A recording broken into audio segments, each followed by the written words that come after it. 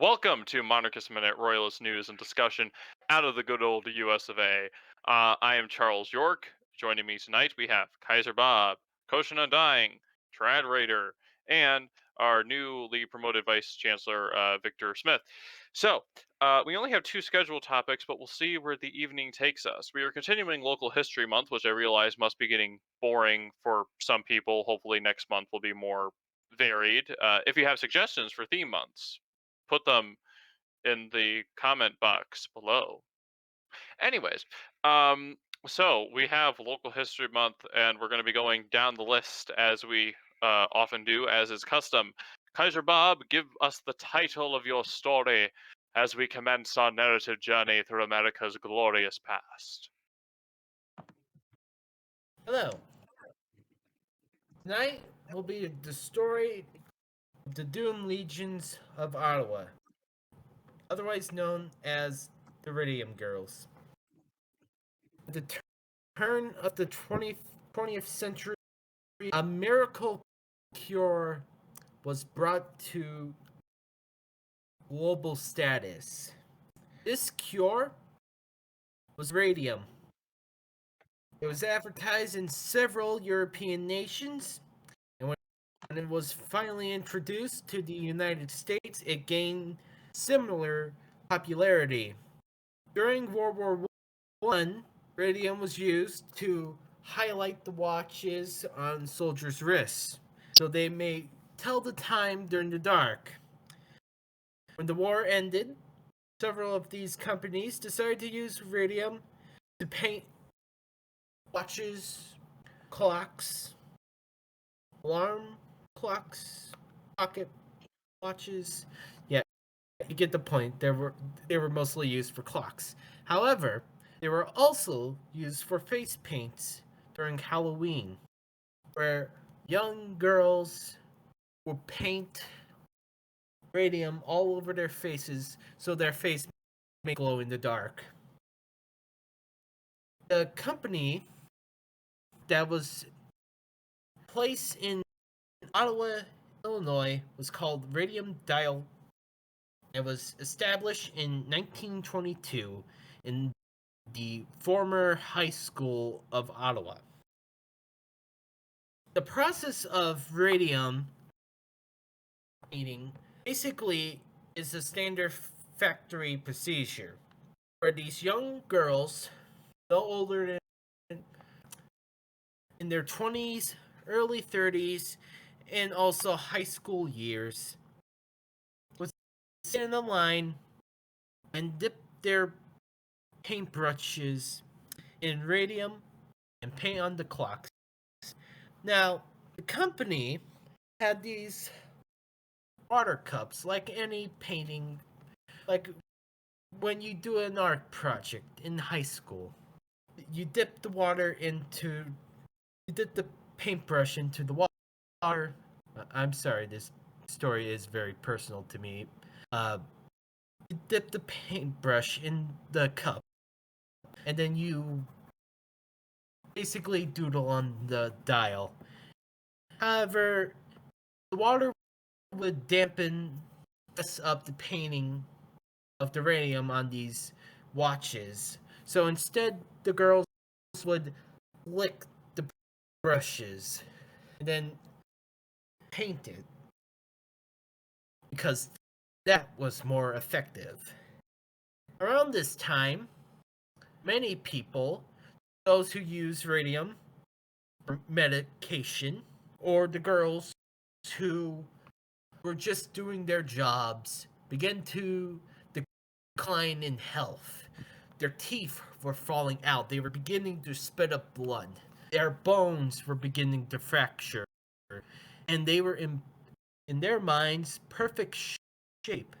What no one realized was that radium was radioactive. It was killing them from the inside out. The reason why I say to you why this story is personal to me was because my great grand aunt, Mary Tutolini, was among these girls. She was an immigrant from Italy. She was She was married. Uh, uh, I'm sorry. She died in 1930 due to uh, her radium-related illness at the age of 21, leaving behind her husband of less than 2 years, Joseph. Her death and the slow deaths of the surviving women forced the company of Radium Dial to go out of business, and for the United States government to crack down harder on these companies who put these young girls in danger. The Illinois government tore down the former high school, which was now Radium Dial, and placed the remains of this company in an abandoned field where to this day it is marked off with a big sign that says danger radioactive. And now, if you ever go to Ottawa and there is a subway in the middle of town, where that stands was where the former high school where Radium Dial was. Now, though the ground isn't radioactive, I would like to remind the folks here that although gone, the memory of the Radium Girls lives on through the history of Ottawa, as we will never forget the tragedy of the Radium Girls. All right, thank you. Koshin, regale us with your story, and if you have a title, that'd be great. Because otherwise, I'm gonna have to think of one, and you know how well that goes.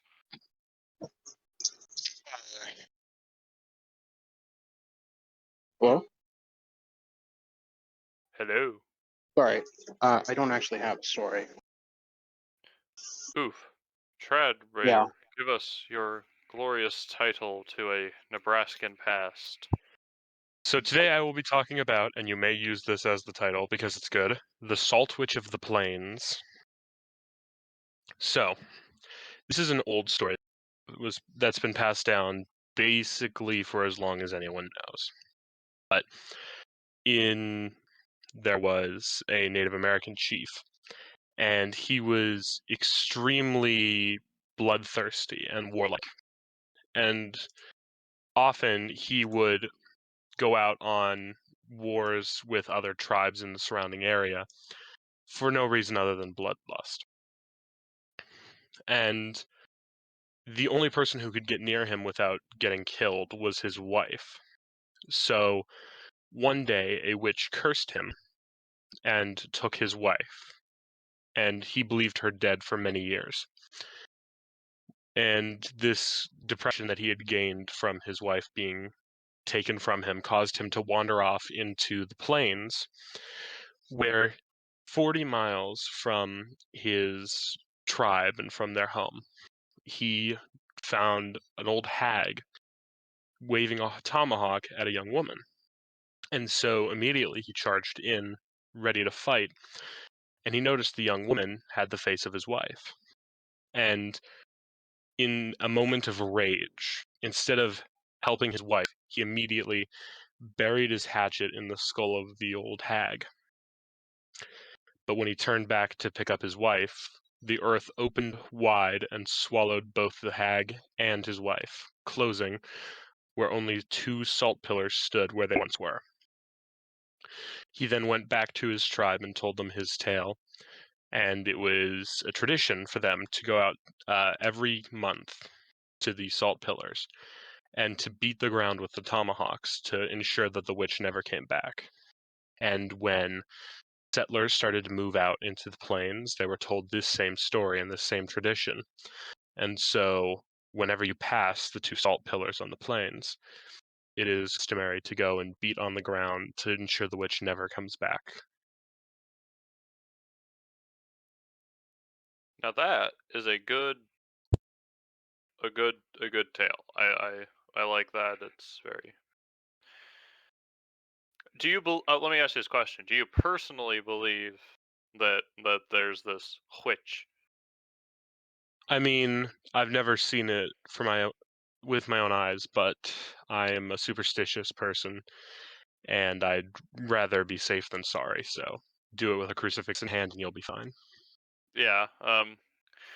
I mean, I always it'd probably be advisable for me to start carrying around holy water just in case. But I mean, that's just an in general thing because Um.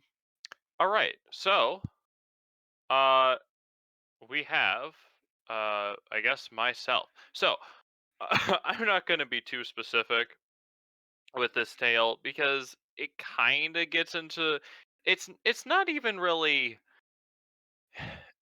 I don't think there's any actual evidence other than circumstantial evidence. So in my place of residence or near my place of residence, whichever you want to go with, there was a sanatorium or some other public health facility or whatever, and it was made out of wood, and it was a very beautiful building. But then people wanted to build this public space on it for whatever. And everyone was like, "No, you can't do that. It's just such a nice building." And then mysteriously, this building burns down. and uh, and of course, one of the groups that wanted this new building was a very powerful foundation interest group. And of course, the story goes that it wasn't old Joe Crazy Pen who burned down the sanatorium. It was it was this foundation that had the sanatorium burned down. And I can tell you that the building that replaced the sanatorium is ugly enough to drive you insane. But that's just architecture post World War II for you. So yeah, I don't want to get too specific because I don't want to accuse this organization because they have done a lot of good. Um, but still, it's kind of suspicious. Okay. Um, Vic, do you have a glorious story to regale us with? Oh, sorry, I forgot I had to unmute myself. I will tell you all the grand and glorious story of how I became vice chancellor. No, I'm just kidding. um, what I will regale you with today is the story of the Baltimore Fire of I believe it's 1905. There was a great fire that erupted in Baltimore in about 1905, similar to the Great Chicago Fire, because the buildings were mostly made out of more easily flammable material than what is today. Because of that particular fire, many buildings had to be replaced or rebuilt. My great-great-grandfather was recruited from Naples, Italy. Well, he's technically from a smaller part of southern Italy, but I will use Naples for the sake of expediency. He was a stonemason. He decided to build buildings out of stone in order to make them less flammable. So he came over from Italy in order to help rebuild the city of Baltimore after the Great Baltimore Fire more than a century ago. And that is my story. All right. So, that is local history month for this week. I can talk. So now we have to ask ourselves the question: local nobility. Okay. When we talk about monarchism and whatnot, we tend to focus on the big guys, the honchos, the rays of the world. The The ro- Kaisers. the Kaisers, like Bob and the and also I guess William and Carl, blessed number Carl. But we also talk about the kings, but we never really. But what about the working class of the nobility, the earls, the dukes? What about the Marquis de Lafayette? Well, not that one. Um, well, Personal gripe against him. Um, what about those people? How important are these people going to be in establishing, or for how are they going to important are they going to be for the success of the American monarchy once we get there, when we're all dead, presumably, and our great grandchildren have Eventually. eventually won the struggle. All right. So I guess we're going to be going down the list, or we could do random order. Which do you want? Me just um, randomly pick I would someone? like to give my thoughts first. Okay. As someone with, according to track, go ahead. You said someone said something?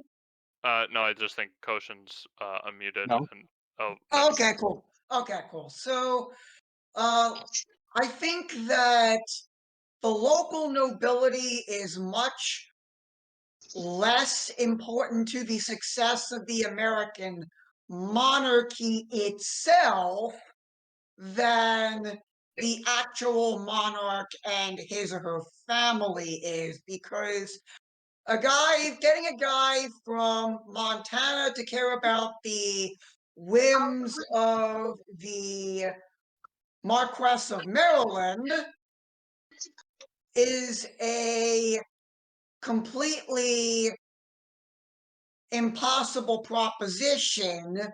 However, he will care about the king or the emperor, should we choose to call him that, or should he choose to call himself that, I should say. The Because he will be the ruler of all of us. And as his popularity goes, as we see with the recent death of Her Majesty Queen Elizabeth II, the perception of monarchy itself will change based off the popularity of the current monarch. well, I mean, I think my question more, once the monarch is in charge, I mean, how important are these local nobles going to be in actually, I guess, running the show? I Oh, guess. running the show. Oh, okay, running I the didn't I show. didn't mean like Bismarck, North Tacoma. I misunderstood the question Yeah, then. I'm sorry. I should have phrased it better. Uh, If you the see kids, if we're so communicating. so so I think that local nobles, by necessity, should be given a ton of latitude to enforce the king's laws. That is assuming we even have local nobility. That is assuming we even have local nobility. I believe our platform calls for the retention of the legislative bodies as written, except we get rid of the direct election of senators. We give that back to the states. Um. All right. I can go if you want. Sure. Why Wait, not? So, I think personally, I would describe myself as someone who believes in the aristocracy. I think that the aristocracy would be extremely important in America, and I'll tell you why. Because the aristocracy is not just meant to be a group of rich people who exist in their keeps and their castles. That's not exactly the point of an aristocracy. The aristocracy is more meant, similar to how we have in the current U.S. government, lower position basically and lower claims governance. So in America, we don't just have the president and his army. We have the president, we have senators, we have representatives, we have governors, you have state senators, mayors, etc., sheriffs of counties even.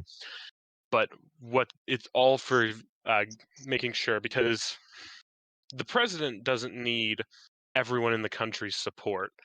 Recent times have shown, actually, that most of the time they don't have a lot of the country's support. Rather, they just need the support of, well, the Senate, the House, and governors. Same with a kingdom or an empire. A king needs just the support of his dukes, and the emperor the support of his lesser nobles and royals, etc. But it's very essential. I think it's actually even likely that the current states we have would make great systems. We could very easily slot in an ability of barons, earls, sheriffs actually Marquesas. say the same, marquises, of course, dukes, like Marquis.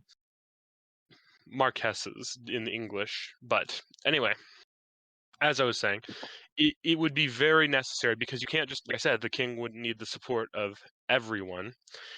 The king would merely need the support of the dukes and the marquesses, while the marquesses and dukes would then need the support of their barons and earls. And, well, the barons, the earls, and well, it's counts, then barons, then, and I think earls and barons are the same. But point is, No, earls and I counts think are the earls are. same. Earl Yeah. is the earls and English counts. title. My bad. But yes, counts and earls would need the support of their barons. Point being, you can't have the support of everyone. So you would have the individual support of certain counts, dukes, or whatever, and their smaller, lesser nobles and such. So it's very important for keeping up the system, especially with a nation as large as the United States. I mean, in terms of population, we have the third largest population of any country. And so it's extremely important that you have organization to keep. I mean, if we look at the greatest empire in history, in my opinion, that of the Romans, during the time of the Dominate, which was these aren't the emperors of Augustus and Nero and such. These are the emperors Diocletian and Constantine and such.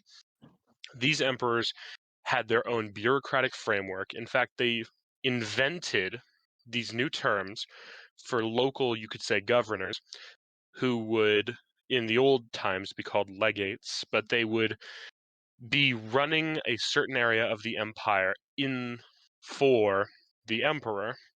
And it was very similar to like governors that we have today, though at the time the Latin term they used was duke, D-U-X, which, as we know, became the title of duke in English, which is a noble title.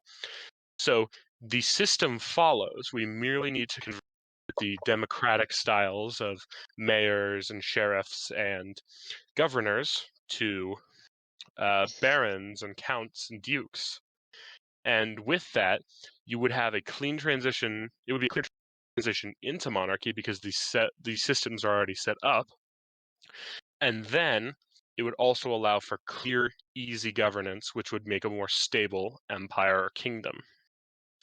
Hence, I think that an American aristocracy would be extremely important if we were to have a monarch in the United States. But that's just my thoughts. And my personal opinion agrees with yours wholeheartedly, really. In my personal opinion, we really need to sort of streamline government, and having a system like what you described, Bertrand, makes the most sense. Indeed. Kaiser, Koshin, any thoughts? Yeah. So I'm largely in agreement on this concept. Essentially using them to sort of integrate monarchy into the sort of federal system we have, and potentially have that federal system be sort of like recursively, or you know what I mean, like you've got whoever, the state level nobility, whatever they wind up being called, and then potentially you would have counts below them that would have That it would essentially be to them what they are to the monarch. But I mean, at the same time, I say that because as far as I'm aware, counties generally in like the current day America are just sort of administrative areas. The people in charge of them don't really have much ability to do anything. I could be wrong, but like as far as I'm aware, the most important role in terms of a county is the sheriff, and that's entirely something that revolves around administering to areas that aren't incorporated. But yeah, you would it would essentially be smaller versions of what the monarchy already would be to the entire country. A sort of cultural leader, a counter against, or like an element of checks and balances against the elected officials and the potential corruption you can get through that system. And I think there is so I know the platform regarding our stances on the legislature was brought up. In my opinion, I think integrating local nobility into the legislature is something that's worth looking at. Although if we wind up doing that, I don't think it should work like the British system or other similar systems where you have like a House of Commons and then a House of Lords. I think that you should have that it should be more like partial representation in both houses, depending on the level of the nobility, so that both houses sort of have a more complex level of checks and balances going on in there, and partially help do things like disrupt the two-party system by including an additional group in both that aren't really a part of that, if that makes sense. Yeah. Well, and another important thing to remember is that in a monarchical society, everything is kind of in, well, a hierarchy of power, and that's because monarchy isn't just the idea of having one person who rules a nation. It's the idea of a hierarchy that spans not just the national level, but every level, right? The leader of a household is a father. The leader of a community would be there's no specific title, but you have the leader of a community, the leader of a town, the leader of a barony, a county, a dukedom. Like everything, every structure of people ends up becoming a monarchy. And that can be from the lowest level as to like the family or group of friends, all the way to the largest level of empires.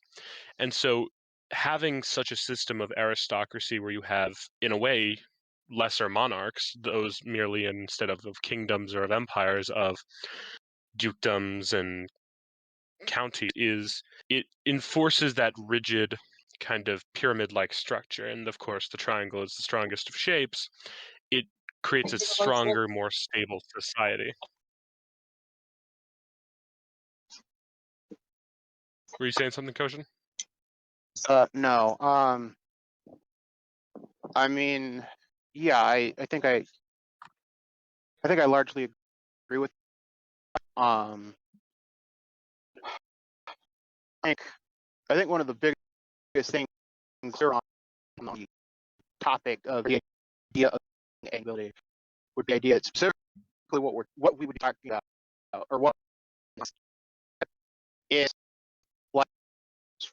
like emphasis needs to be placed on the level of the term ability, not having a sort of free. You're breaking up. Is that We're losing you, man. hello? Hello. Okay, hold on. Try talking now. You were kind of like it wasn't like you were away from your mic. It Help. was like electronic, whatever. Ugh, we have technology. Okay. Sorry. Okay, try talking now. Um, Oh no, it's not Yeah. your fault. yeah. So basically, what I was trying to is like it should be made clear what we're talking about here, like a local with emphasis local. There, we're not talking about the idea of having some kind of floating class that just sort of thrown into positions of bureaucracy as military ships. Talking about like administration of areas, way governors, mayors, and all that kind of. Because those are done.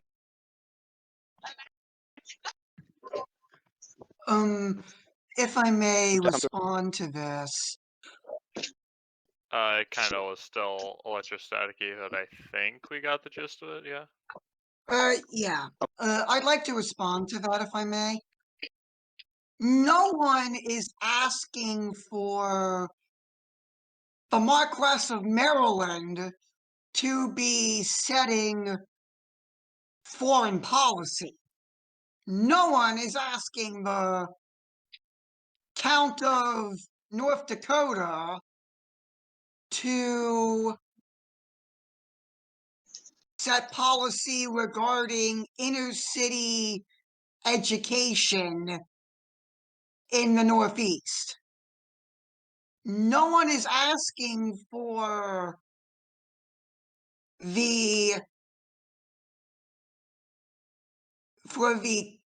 Count of Houston, because I think Texas is going to be split in this system, but no one's asking the Count of Houston to be able to speak for the entire nation in terms of foreign policy or diplomacy. We're just saying that they are going to be important in enforcing the monarch's rules and be an extension of the government and implementing the wishes of a monarch in their community. And maybe they have their own agendas for their own local communities that are sort of in line with what the monarch wants out of their local communities. We're not asking them to provide advice based off military strategy or national diplomacy, unless they want to lead their own armies, but we can get into that. But that's another topic that I believe Darth would be a better expert on, because I'm sure he knows the Prussian model better than I ever would. Actually, on that topic, it seems Darth got his podcaster removed, though we can look into that afterwards. Though I do Oh, okay, think, great. Okay. His podcast will got removed. Apologies, I forgot about that. If I could anyway, actually respond to that real fast, unless somebody else wanted to have a go. You can go for it. Okay. I don't think framing it as the sort of primary responsibility of the local nobility being enforcing the aims of the monarch is necessarily. I don't think that's necessarily the right way to look at it. I think it should be more of a the primary aim being doing what is correct for the people in the area they are in charge of. In the same way that positions like governors and mayors and all of that are, in theory, supposed to be, at least. I don't think they should be. I think you may have.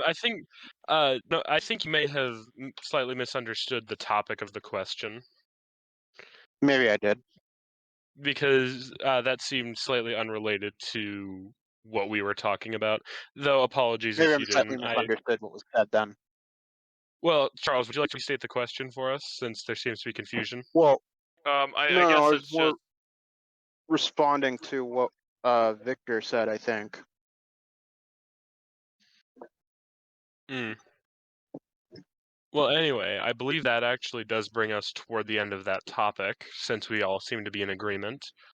What would that bring us to next, Charles? technically it would bring us to the end unless someone has. A 36-minute podcast? We can't be that short. Yeah. Well. Hey, We would Starting. need. brevity. I believe in the concept of Scola Brevis.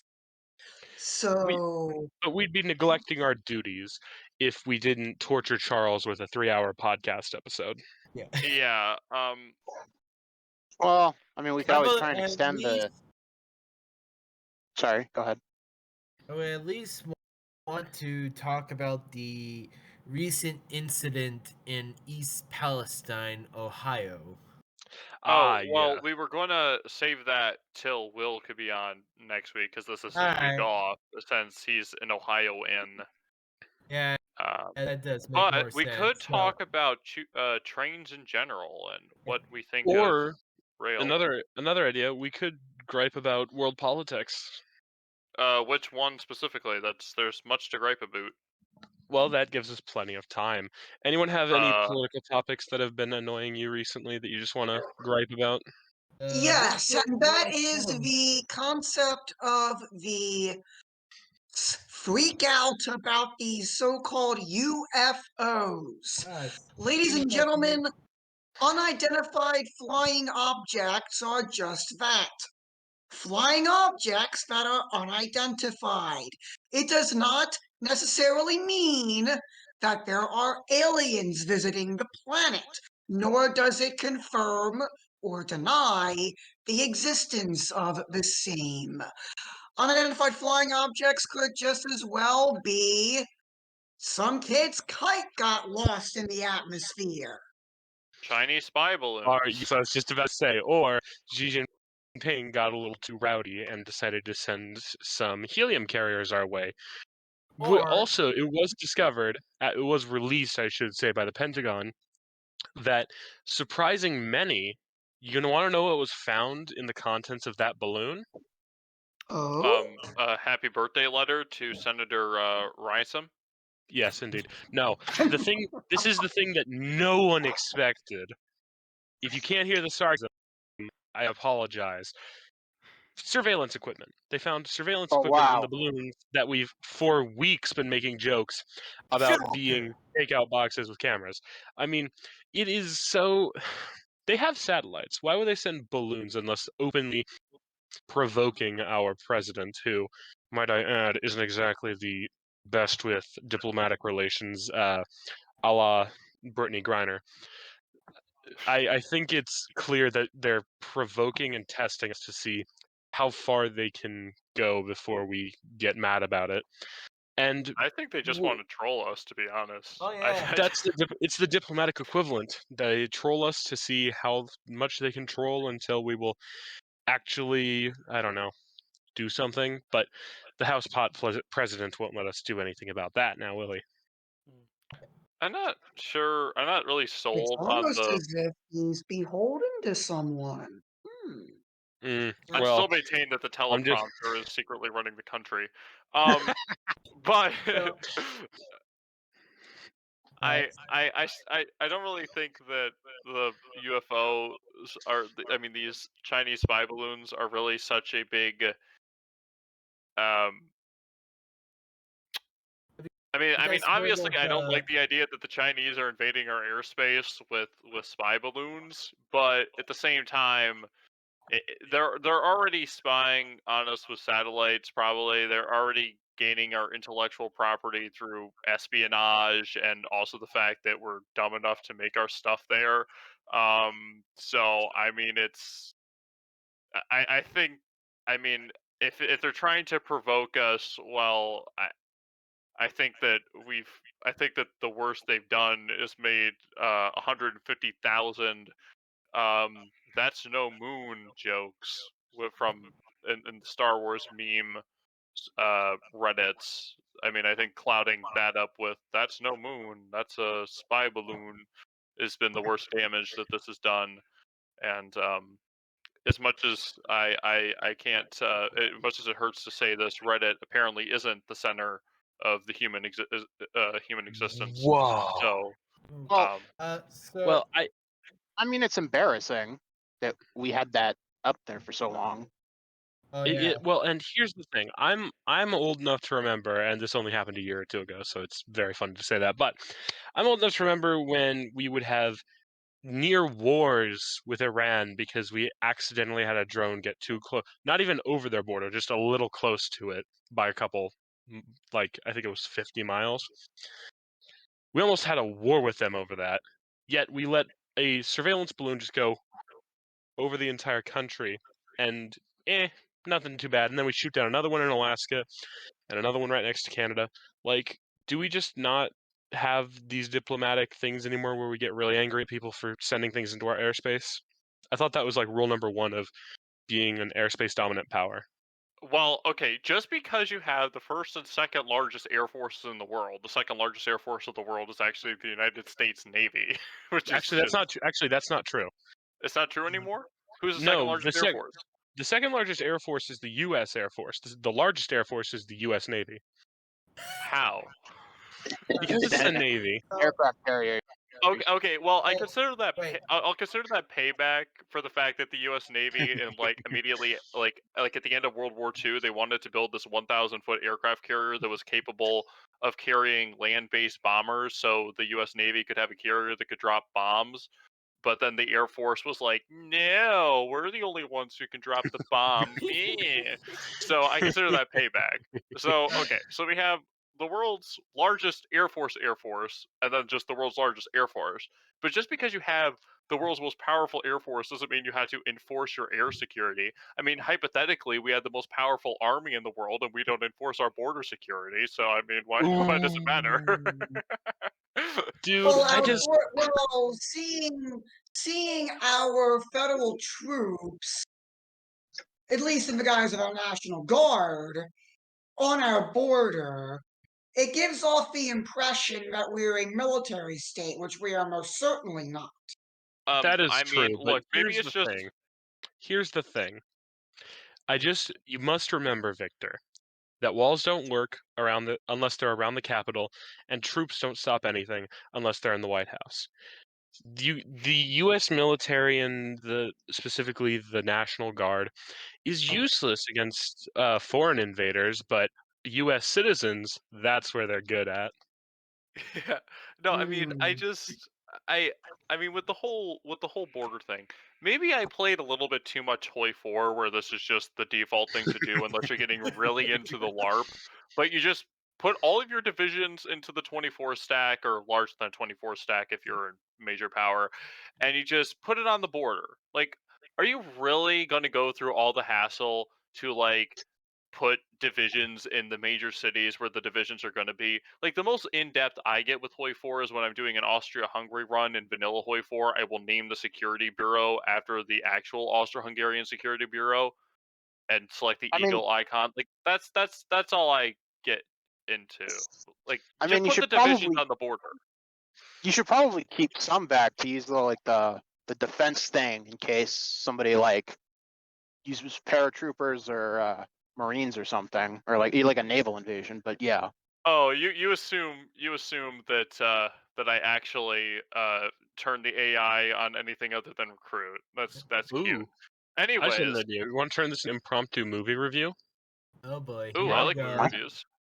We could talk about Red Dawn, the classic from the 80s. Oh, that is such a great movie. I haven't actually seen it. Well, gentlemen, Oh, you gotta leave, Vic. gentlemen, I will have to depart for the evening. It has been an absolute pleasure. Thank you, Victor, and he left before he could hear me. Very wonderful. Okay.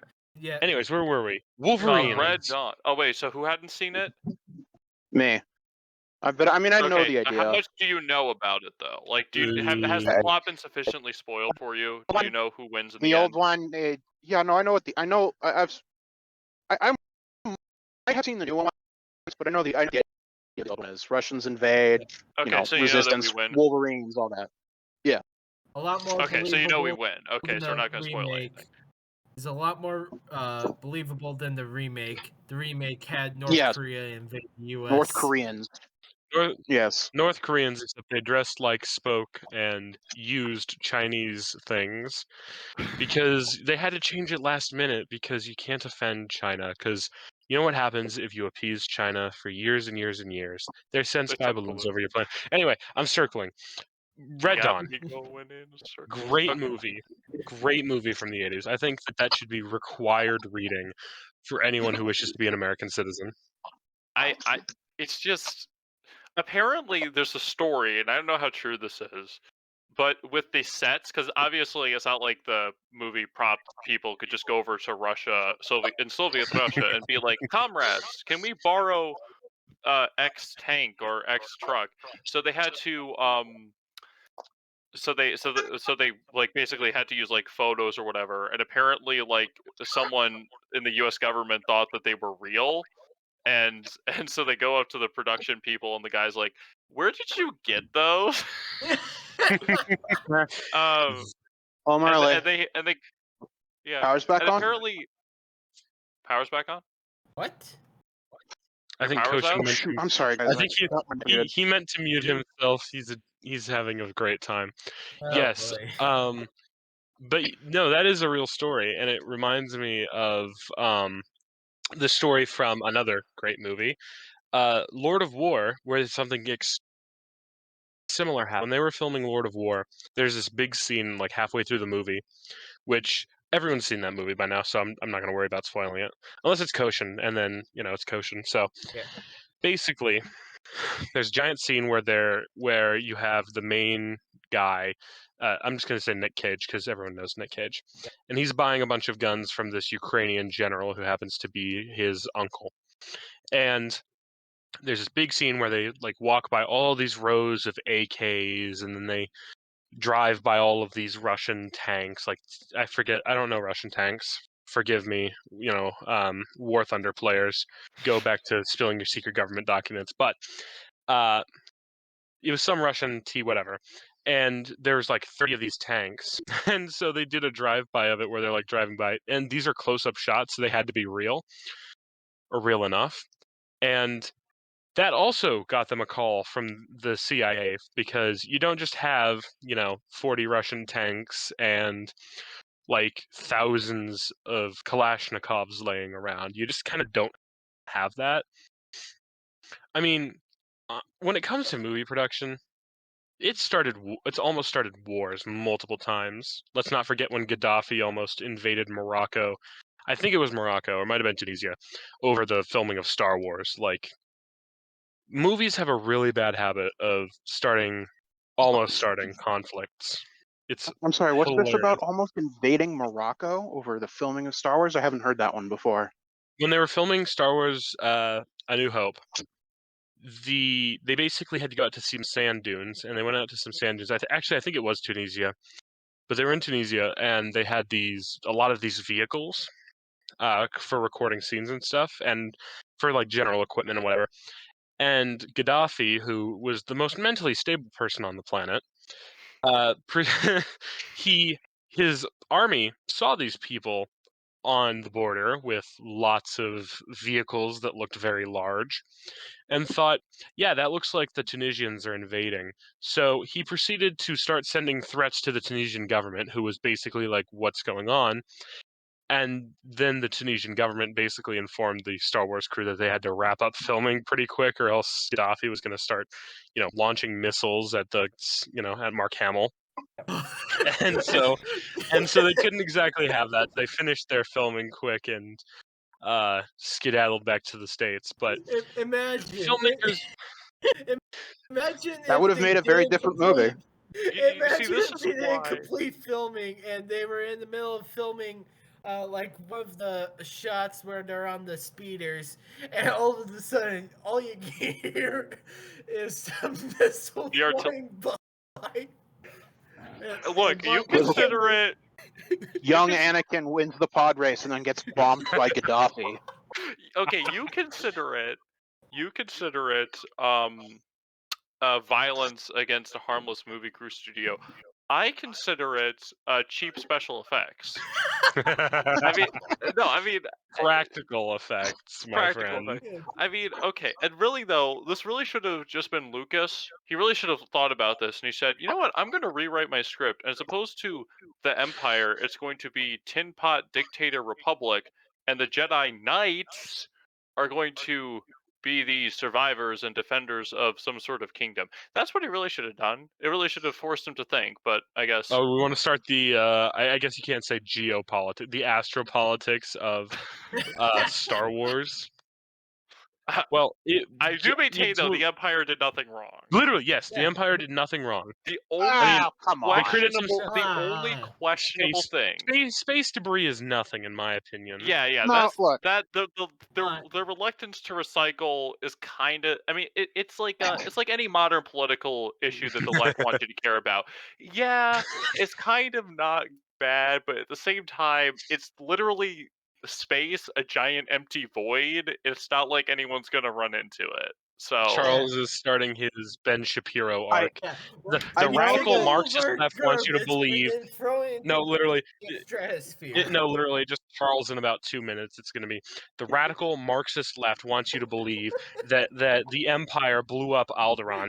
It's clearly made up by the neo-fascist left who want to take over and install a communist government in the Empire. That's why we must stand. Like that's going to be. I swear, dude. and the Well, I mean, idea, to be and the fair- idea, and the idea, And the idea. Oh, and he's going to start be talking fair. with Dave Rubin about it.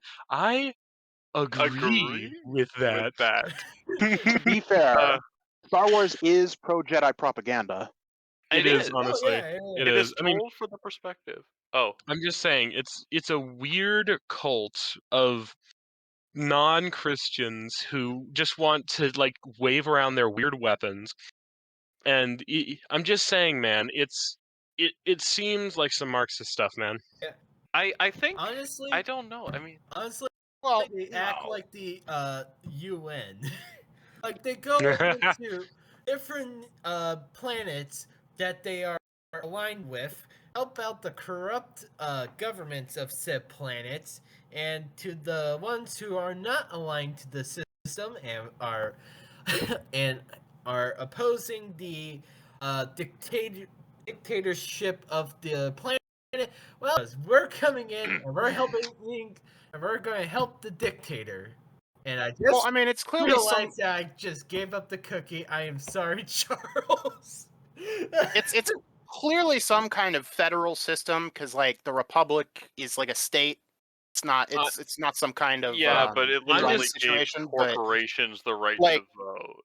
part of I'm part of just- the issue, right, is like it's presented as this like liberal, properly a liberal in the traditional sense state, but you have what is essentially like a theocratic group that appears to have like unrestricted influence over the goings on of the Exactly. Republic.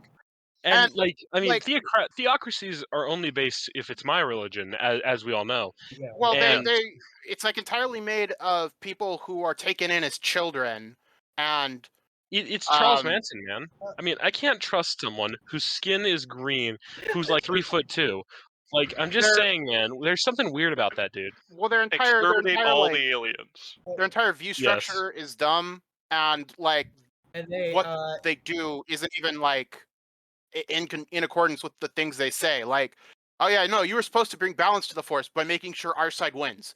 That's not Yeah, balance. No, it is. Well, and what Lord Vader was truly doing was he was just bringing balance. I mean, consider what Well, they no, call but- the no. Listen, what they call the Sith, which is just their term for actual bad genuine nobles. The Emperor and Lord Vader. The thing is, there's only two of them, and there were hundreds of weird Jedis. But after the actual like crackdowns on these weird cults, there were two Jedis that we knew of. After that, there were two: Obi-Wan, who disappeared, no one knows where he is, and Yoda, no one really got him. He's probably on some weird planet, but like there's only two of them, and there's only two of it's Lord Vader and the Emperor. Like he did bring balance. I'm just saying.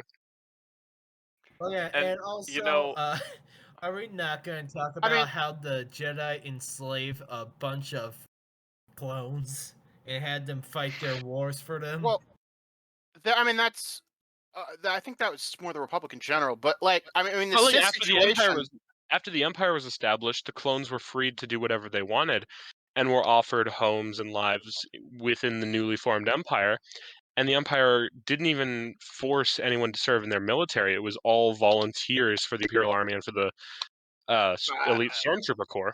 I don't know enough about Star Wars lore to say if that's true or not, but I mean the thing with the Sith, because you brought it up, I mean I think saying that they're nobility is like a weird take, but I He's mean, the Emperor and Lord Vader. well, yeah, but like they weren't always that, and like the Sith, the concept of the Sith predates them, but like I That's mean Marxist the propaganda. entire thing of like, oh, the Sith are bad.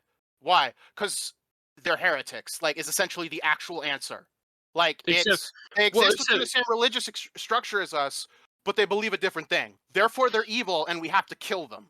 well, yeah, no, but if you look at like the history of the Church of the Force, you'll find that it wasn't you didn't have, Yoda, like he wasn't the one who like made lightsabers, right? It was actually originally the Sith. Like they were the original Church of the Force. So I it only stands to again, reason that the Jedis are the heretics. I'm just saying. I don't know enough about Well, I Star do, so Wars I'm going to lore, continue. but I mean, I have read enough to know that there's plenty about the way the Jedi structure themselves to criticize in terms of like, hey, so there is some to some extent like an issue of people, letting their emotions run wild, and to fall to the dark side of the Force, and it's like, right. So what we should do is take in these kids at like an extremely young age and raise them in such a way that they will have essentially no actual experience dealing with their emotions. That's Yeah, a and great idea. it creates sociopathic monsters who like look at the deranged killer Anakin Skywalker. Yeah. Like he literally marched Hey, in. come I mean, on. even though those children were brainwashed, he went in and murdered all of them. Like that was absolutely disappeared, and Lord Vader showed up to save everyone. Like actually, the canon, I think, at least in the old canon, the official line that the Empire told us, because it's true, by the way. I'm not denying of anything course, the no, of Empire course, publicly said. The official line is that Anakin Skywalker, who was beloved by the people because he was kind of chill and disobeyed Jedi order sometimes, is that he died defending the temple, presumably defending the children who totally weren't there. They were on a field trip at the time. Yeah. Okay, wait, yes. hold on. But the Like, official line is Anakin Skywalker died in the temple, and Darth Vader was just a dude who showed up. Actually, how okay, does that work? hold on. Like, So Lord yeah, someone who actually knows the dropping the memes for a second. If they're going to portray Anakin as a hero, why even bother pretending like he's a different person than Darth Vader? Well, because because it wouldn't make don't ask sense if me, you I didn't write exterminate it. it wouldn't make sense if you exterminate the Jedi and then just have one of them suddenly become your right hand man. Like people understood the distinction between Sith and Jedi. Yeah, All I right. guess that's an acceptable thing. I'm Hmm. not. I used to be a really big Star Wars lore junkie before I kind of realized there were more important things to do, like become a big train lore junkie. But Become a but monarchist. yeah, well, let's see. Star Wars lore, epic space battles, British railway lore. Before the A1 class of 1922, there was one other Pacific. The Great Western Railway is the Great Charles, Bear. are No, you the okay. meme? Are you the guy from the meme where it's like, you like trains? Name every train, and then it's every train. Are you Yes. the guy from that meme? Oh, Maybe. I love that. Okay, okay. No comment. No Little comment. bit. Apparently, the official line is that Anakin died defending the Chancellor against the Jedi coup. Okay, Mm. so whether or not that's current lore or Who knows? Whichever. Whether it is the expanded universe truth that the Empire professes, or the current truth which the Empire professes, I can say both are true at the same time because the Empire has never done anything wrong, and therefore what the Of Empire course. tells me is Well, probably true. And also and to say the what fire Darth Jar Jar Binks, which was a Okay, it was the wonderful EU. decision. to say, since he is not here to say it himself, I will say what I'm sure our friend Darth Kilhoun would like to say if he were up here. That being that the expanded universe is superior to the Disney lore, because the Disney lore is trash, and the EU had Darth Revan. Yeah. Why? I mean, why would you get rid of the? I mean, like, if you weren't Okay. gonna do anything prequels, why would you just void that? well, Well- in part it was because I think it was because there was so much of it that it was a bit of a confusing mess. Like there was literally some system of like determining how canon something was, because there were like different. There's like more than 2 different levels of how canon something was. So it was apparently like a really complicated mess, and they wanted to simplify it. Oh, But you know, yeah, also the new stuff's not good. Like the this only circles thing I us will back say. to movie reviews. The sequel trilogy. Hey, look, hold Let's on. debate about that. There's Okay, I really no will debate. say. If you think that the sequel trilogy is good Star Wars, you will be destroyed and You will be a victim of You will- Charles' censorship I will regime. say 2 things. I will say 2 Oh, things. First, I actually kind of liked Rogue One.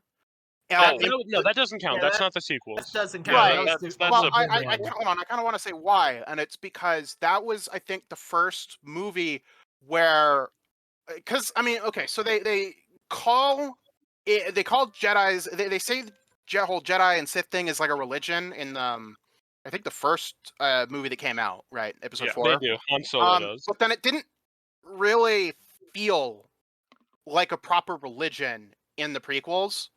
Um, I think Rogue One is the first time in one of the movies where there's any aspect of it depicted that actually feels properly religious, and that's that weird monk guy.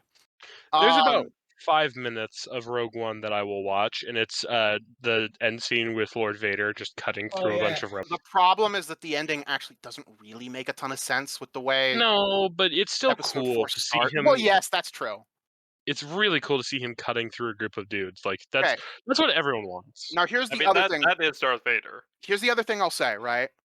Well, to be fair to the sequel movies, to some extent they were essentially self-sabotaged because they did some idea of like, oh, we're gonna have each one be a different director, and the guy they had directing the second one basically took like everything the guy directing the first one had been building up to and then like threw it in the garbage can, which was not a good idea. But secondly, I'll say the other thing is I'll say this. I actually think there could have been like some redeemable potential with even the way everything had gone if you had done this. You take sort of generally what happens in the second and third movies and you collapse them into one movie. Except at the end, the Emperor succeeds in turning Rey to the dark side, and then the actual third movie is dealing with the consequences of that. I think that would have been a much more interesting storyline. Well, they Yes, but teased Darth women can't Ray be like bad a guy. yeah, no, they teased Darth Ray forever, but then they never they literally it was like, "Oh, Darth Ray," and then you actually Yeah. watch the movie and she's just like a scary nightmare. And it's like, Yeah, no, but wow, like that was a whole actually, lot of nothing. yeah, if they'd actually gone through with that, I think that's why I think you'd have to basically collapse the second and third movies, or maybe just don't have the second one because it was particularly not good. If I you think you could there's have no actually done something interesting with the concept of there having Rey. well, Follow here's the Darth. thing. There's a quote about movies. I don't remember who said it, and I'm probably going to get it completely wrong based on how I'm paraphrasing it, but it was something along the lines of if you can't explain why a shot needs to be in a movie and why it needs to be the way it is, then it shouldn't be in the movie, right? And here's the thing. I could stand I mean, no, I really couldn't, but I could stand Rey's Mary suing, but I didn't need shirtless Kylo. Well, what purpose did that serve to the trilogy? I It doesn't. I really don't think that's anywhere in like the top Well, here's the like thing. issues. Here's the thing. They would tease these like things for what was going to happen, and then they just leave them. Like when they have the kid at the like racetrack or whatever in the second movie, and like they gave him this coin, and like the kid at the very end of the movie, like after the credits, like has force powers, and then they just forget about him. Or like Kylo Ren relationship thing, and then they just kind of ditch that and didn't really do much with it. I mean, Kylo and his whole turn to the light and whatever, but it wasn't much. Also, and this is just something like this is the first thing that comes to my mind whenever I'm talking about the sequels. Rey's not a Skywalker. She never has been. She never will be. Yeah. That was I a think- really weird angle that they went with. I think that George should have just said, "No, I'm not going to make sequels because no." I mean, it's just I mean Rey. I mean Rey just being like, I don't have a problem with Rey by the end of the movie being a very strong and powerful Jedi, but like the fact that she started out and she's able to beat Kylo Ren, who, need I remind you, should in theory be like top 10 most Um, powerful. Well, Kylo was supposed to be like the biggest bad, scary, like he was supposed to be an intimidating villain. But here's the thing. When it comes to lightsaber on lightsaber, which is the best part of all the movies, and that's the one that everyone wants, there were, I think, 3 lightsaber fights, 1 per movie. And here's how they went. First movie, Kylo Ren loses and gets his face slashed. Number 2, Kylo, once again, well, firstly, Kylo teams up with Rey, kills Snoke, who is not really a real person, but either way, kills Snoke, and then he goes to fight Rey again for some reason and loses. And then third movie does the same thing with Sidious and then loses. He had basically no wins, and he was not scary, and he was kind of just whiny and a baby. And as people have been saying in the chat, they 100% assassinated Finn's character. They built him up to be Finn awesome, was a and then they just said, character. "Yeah." I forgot about Finn. I just okay, so I mean here's the thing. So I don't know if you've watched this guy. The cynical, I think it's called the cynical drinker, or the Pickle drinker. or whatever, or the whatever. He reviews movies or whatever, and he kind of made the point that men specifically in old movies were really great characters because they would act like actual men and not like, express, like they would express emotion obviously, but not, they wouldn't let emotion rule them, like Captain Kirk in Star Trek 4. He only, when he was giving the funeral eulogy for his best friend, he only kind of cracked up because he's the commanding officer and everyone expects him to be in control of the situation, um whereas in modern movies men are all like Kylo Ren, just like going Whiny babies who lose to whining women. baby. But I don't know, that was just a random thought. But with Finn, okay, you have Finn who's actually doing something kind of heroic where he's going to try to chuck himself into the mini Death Star that apparently exists for some reason. Like, you think Well, it that was bigger because it was a whole planet. No. I'm talking about in episode 8 with the like the giant laser The battery. thing they were Oh, using yeah. to like sci-fi blow battery. space or whatever. Yes. Yeah, like I remember the line. Like I don't remember much about the sequel trilogy, but I remember the line: miniaturized Death Star tech. Explain to me why. Wouldn't it make more sense like that the mini Death Star tech was what was invented first, and then like someone figured out finally how to get enough Nothing. Not energy to make the necessarily. giant death ball. I mean, not Nothing. necessarily, but I mean, cannons Nothing came about the before movie guns. but anyways, So my point being that Finn is about to do something actually heroic and save the day, and then no, here comes Rose, who exists because girl power or something, and she goes like, "Vroom," like she literally sabotaged her own side's chances. Like why? How are we supposed to, like? I'm now that I'm didn't she thinking about have it, like I'm not convinced that she wasn't And didn't she have like a the first order plant. didn't Well, she have like here's the dumbest line too when she did that? Oh yeah, Yeah, they it was gotta so save stupid. each Well, other or something like that. yeah. Well, and there was the thing that really hurt about Finn in those movies is that they couldn't decide who they wanted to ship him with, like they started in episode 7. Obviously, they shipped in with Rey, right? Yeah. They're like, is Finn Rey going to be a thing? And then episode 8. No, that's not going to happen. But Finn and This new Rose, character who you get who you've never invested met. Yeah, this is going to be a thing. Well, then she dead or I don't Died. remember, but They yeah, I think forgot died. about her. Well, and then in episode 9, like at the very end of the movie, when all the boring stuff that makes no sense, like Leia flying through space and the hold the maneuver, which doesn't make sense in canon, forget all that, right? All that weird stuff, all that stuff has happened. At the very end of the movie, they tease him wanting to get in a relationship with Poe. What? Ugh. They can't pick anything. They just let him get like denied by like 3 people, and like Finn was 100% done dirty. Yeah. Oh yeah. And I That just Rose character, her actress is Vietnamese, and the reason why she wasn't in the episode 9 was because the Chinese government banned the last Jedi because they're not a fan of the Vietnamese. So well, I I honestly okay. Let's set aside the stupid real world politics so we can talk about stupid fictional politics. But as real intellectuals do. Of But course. oh hey, we're still it's on the podcast. I forgot about that.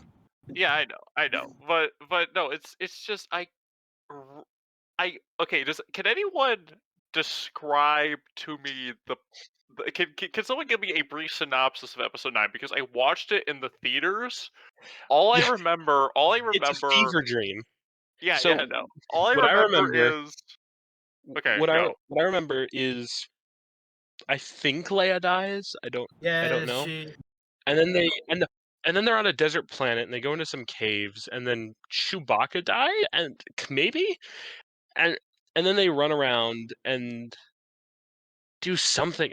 They go to I remember they go to they go to a wet planet. I remember it was big because that's like everyone's clothes were wet, and then they had like the evil Wraith teaser thing, and then she like whooped Kylo Ren into next week, and then after that they like went to a different rainier planet that was darker, and then there were like the hundreds of thousands of Star Destroyers, and then that never really was a plot point, and then they just went to Darth City.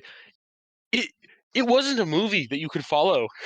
It was an anthology of stupid clips that J.J. Abrams thought would be funny. Like or was it Ryan? I don't even remember who directed the movie. It was such a fever dream. I don't even remember. Well, I remember 7. I remember 8, and again, then it just kind of cuts off. they had different directors. I know they swapped directors like twice, and they couldn't really decide like what was going on. There was no. I'm pretty sure. Like they did episode 7. They said, "All right, we'll copy episode 4." Lonely orphan from desert planet who does really bad job for a while gets discovered by a wise old man who knows about this thing called the Force, right? Destroys big planet destroying thing, right? Like does all that, beats naughty guy at the end, and they did that, and it was like great. Fans kind of like that movie. It was good. What do we do now? And J.J. Abrams sat there and went, I don't know. What do we? Wait, this was supposed to be a trilogy? I thought we were just doing a one-off. Yeah, I And mean, the original Star Wars. Okay, imagine this. Okay, I just realized this. Okay, originally, I don't. Okay, Lucas said he had like 5 and 6 and 1, 2, and 3 planned out the whole time, which. I Okay, mean, I believe but 5 and Star 6, but not Wars. 1, 2, and 3. No. I mean, Star Wars. Like back when Episode 4 was just Star Wars. Okay, it had a satisfying concluding ending, but then the sequels made you think like, wow, it did it did more, it did it adds on to the story, right? Whereas episode 7, 8, and 9, which were planned out to be a trilogy, doesn't feel like it was planned out.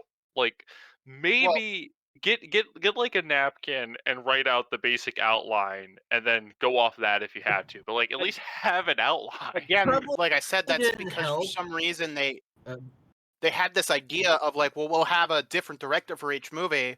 They do the first one, and then the director for the second one takes like everything the first guy had built up and just throws it in the garbage. I think so. Like that definitely didn't help. But like even without that, like it was just obviously the first one wasn't even that great. So the first one was more of a setup. I think what they wanted to do was try to do the formula they did with Marvel, where it's not a connected story with the same director, but more of a this director comes in and does his thing, and the next guy comes in and they have all these jokes in it. And I'm just sitting there like, that's not how Star Wars works. Yeah, no, I mean it doesn't. I mean I mean I kind of like the idea of what they were doing. It's like one year you would get the mainline story, then the year after that you would get some movie that takes place somewhere else in the Star Wars timeline, and then you okay, I like that idea, but the when you have a trilogy that is supposed to follow a set cast of characters, it doesn't you have to have a concrete plan. It's not like you're doing Iron Man and then Captain America. Why did it take me so long to think of another Marvel property? I was thinking Batman, but it's like that's even I know that's DC. Um, what does DC stand for, anyways? Detective Comics. Detective Comics. Oh, yes. So DC, they call it DC Comics. It's Detective Comics. Oof. Branding. How many of DC's intellectual comic or DC's main characters are still detectives? Batman. Well, I mean, it's a legacy title. Yeah, no, I it's know, but yeah, no. But by the way, Batman, best superhero ever. Fight me. no. Okay. I do. Apparently, the first Batman was actually completely fine with using guns, and I'm kind of down with that. I want to see Bat. Bro, No, imagine it. So like now Amendment guns are Batman. universally black as a motif if we're ignoring the new U.S. Army service rifle, which let's do that. But like guns nowadays are like usually like basically all black. So like it'd be perfect. Like imagine Batman with an M4 carbine. Like come on, you can't tell me that that wouldn't be cool. I Have you seen the scene? Have you seen the scene from Batman versus Superman, where it's like post-apocalyptic and Batman has the 1911 and the Star H? Yeah. I haven't I confess I do not remember watching any of the DC Cinematic Universe movies. It was hilarious. Oh, My yeah. It was hilariously bad, but it was hilarious. Batman. I don't use guns. Guns kill people. Also, Batman. He's just a submachine well, I mean he's an gun alien from on a group of No, Superman's the alien. yeah, no, I mean Superman's that's what I'm saying. Like Superman is an alien, so he deserves death. I still maintain that if there were aliens, I would call for a mass genocide. Unless the That's alien not- species is like the elephant thing from Star Wars, in which case we take them as pets. But other than that, or truffles. What, or for the weird truffles. green milk? No, No, the blue elephant from episode 6. Oh, I know on who you're talking about. Jabba's ship. I know who you're talking about. By the way, speaking of remembering my topic from earlier when I said that, if what purpose does this scene fit in a movie? Why did we need to see Luke Skywalker milking a weird space cow? Oh no. Because it shows how hermity he is, even though the fact that I can he milk a lives cow. in solitude on an island, like the fact that like you live on an uninhabited planet, but then you choose to live on a tiny island on that uninhabited planet, it's just kind of like, like He that's like is a hermit. unnecessarily hermity. It's like you have like The because like hermitry is real. like it's like because like you have like some hermitages where like you have multiple hermits living together and then they like only get together to say mass on Sundays. Like apparently there was this bishop and he was like horrified at the idea that these hermits were like not spending time together, like they weren't being communal, and they were only like in the same room when they said when they said mass on Sundays. And it's like your excellency, they're hermits. That's Well, kind of their here's job. the thing. By the way, why is the natural Jedi reaction when something doesn't go their way to just go hide somewhere. Like when Obi-Wan, when the Order 66 happened, went to live on a desert planet. Yoda went to hide on a weird swamp planet. Then Yeah, Luke, but a weird beach planet. Mace Windu just went to go assassinate Palpatine, so I don't think that's as constant as as you're making it I out to know, be. but like the Jedi's always just hermit, dude. They always do. Oh no! It's essentially like the grown-up version of whining and pouting because they never had a real childhood. Oh no! Oh yeah, no, because they were training in the art of the depraved Jedi. No, anyway. So, what an eventful monarchist minute that was. Hey Charles, trains. Oh yes. So I just bought this book, Locomotives of the London Northeastern Railway, Volume 2. I kind of want Volume 1, obviously, and all the subsequent volumes, but this covers the A classes and the B classes of the LNER. So the glorious Pacifics. If you're feeling depressed and looking at how modern locomotives are lame, and you want to feel more depressed with how modern locomotives are looking ugly, look up LNER number 4472, Flying Scotsman at the British Empire exhibition, and you'll be like, wow, they really did know how to build them better back then. And I think that, talking about locomotives, if we kind of want to make this philosophical, because why not? You know, post-war Britain, just it feels different. You know what I mean? Like, it's not like, it seems like, I'm not saying pre-war Britain was perfect or anything, but at the same time there was still, like, you imagine post pre-war England being brighter. Like the locomotives were all painted these brilliant. Well, I mean, obviously the good locomotives were just painted black, but like the express passenger locomotives were painted in these very vibrant blues and greens and crimson lake and a very fetching green and other greens, a lot of greens. But you have all these fetching beautiful liveries, and the rolling stock was very fetching. And you even had Art Deco, like basically defining the shape of locomotives, which, very controversial opinion. I actually don't particularly. I mean, like uh, I like the look of the A4s. Look up the LNER A4s, but um, yeah, I mean, this topic can fit into the death of the Western aesthetic theme. Thanks, Leon. But I'm just gonna say this very briefly here, and then other people could talk about trains more. But it's just, pre-war Britain just had all of these beautiful liveries, and it just reminded you of the England where the sun was always shining, and it was a perpetual springtime when, priests were saying the mass, and there were Eucharistic processions, and knights were defending the holy church of God. And it's just like a lingering connection to that England, the beauty that was in these railways, even though they were like machines. They were still painted in these very, beautiful liveries, because you're gonna have to look at them. You might as well enjoy looking at them. And then post-war Britain, you had British Railways, which had, like, eventually decided on two liveries, black, and then like this Brunswick green, which wasn't a it's not a bad livery, but at the same time is kind of samey. Which, I mean, if you have a nationalized company, I guess of course you're gonna have a pretty unified scheme. And then after, they started phasing out steam traction, they got rid of that, and then they went to other liveries, and some of them are okay, but it was never the same. But the crest for British Railways, which actually was a pretty good crest, um, it was uh uh Are you talking about the coat of arms?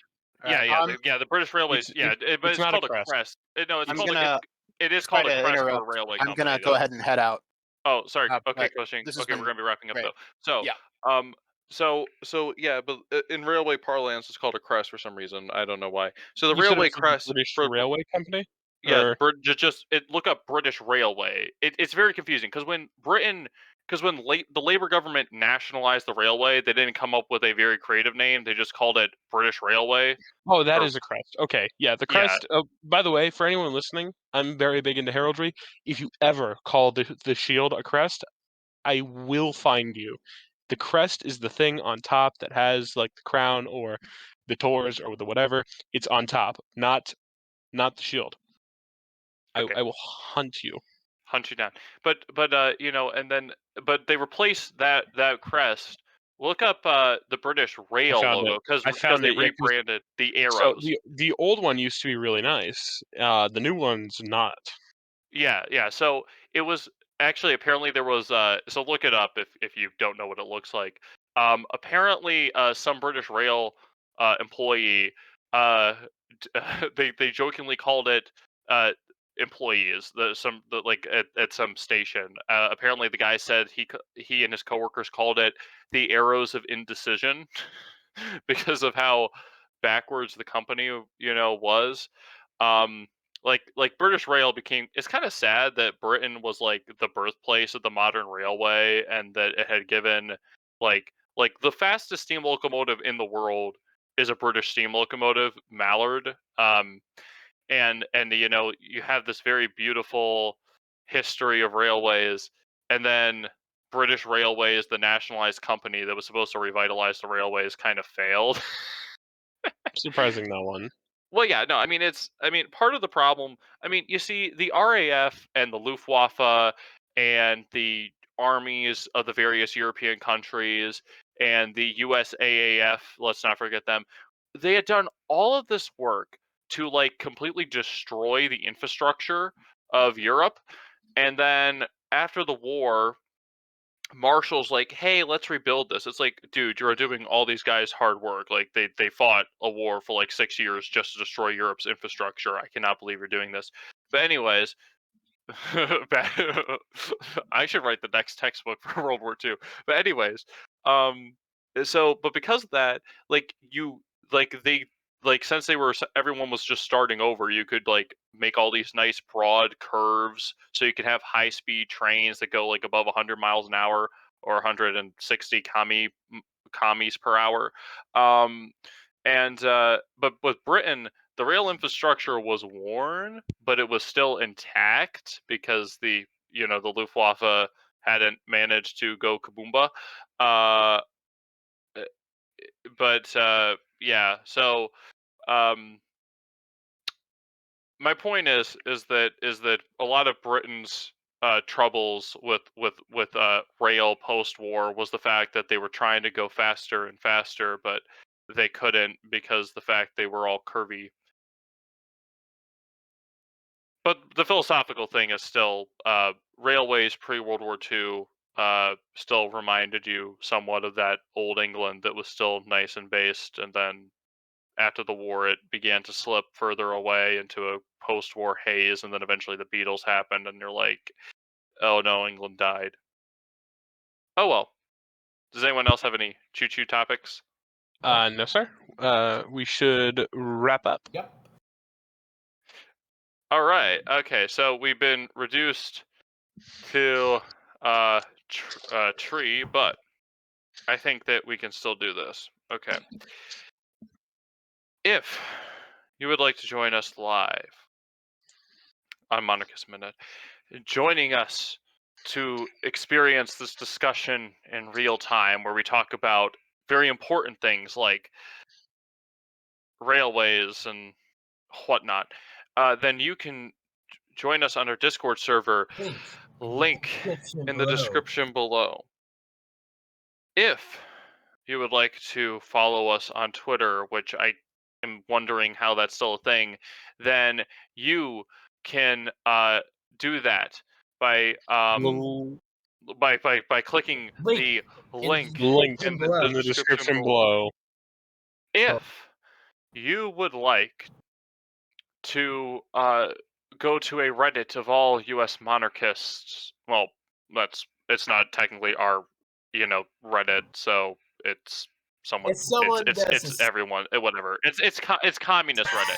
It's the communism of American monarchist Reddit. Like we all own it. Then you can do that by clicking the link Link description in the below. in the description below. description below.